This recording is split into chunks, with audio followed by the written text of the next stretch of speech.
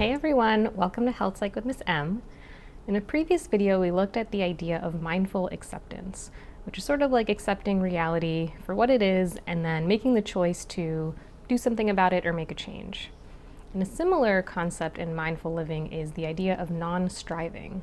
So I think of striving as climbing up like 2 stairs at a time, thus contributing to exhaustion and burnout along the way. Because burnout isn't just taking 20 credits a semester or working 60 hours a week. It can look like resting on the couch with your phone, having a busy mind, feeling kind of wired and tired, like you're always working on something or thinking about the next thing to do. Sort of like thinking about task B while you're working on task A, thus feeling less present with task A, and also maybe carrying that stressed out, edgy energy, even just thinking about your long to-do list. Eventually making us as human doings rather than human beings. And non-striving comes to mind right now as we are nearing the end of the first quarter of the year.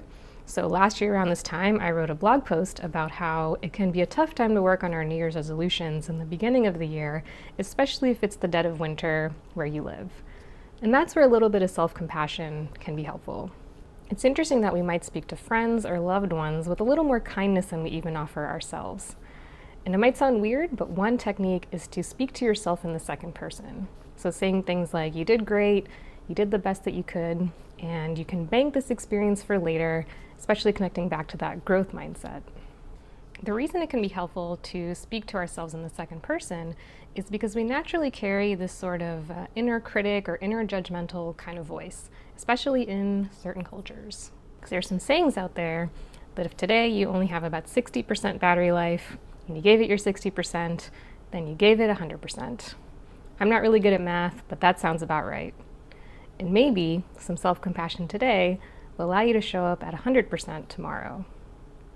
And so if you like this type of content, stay tuned for more.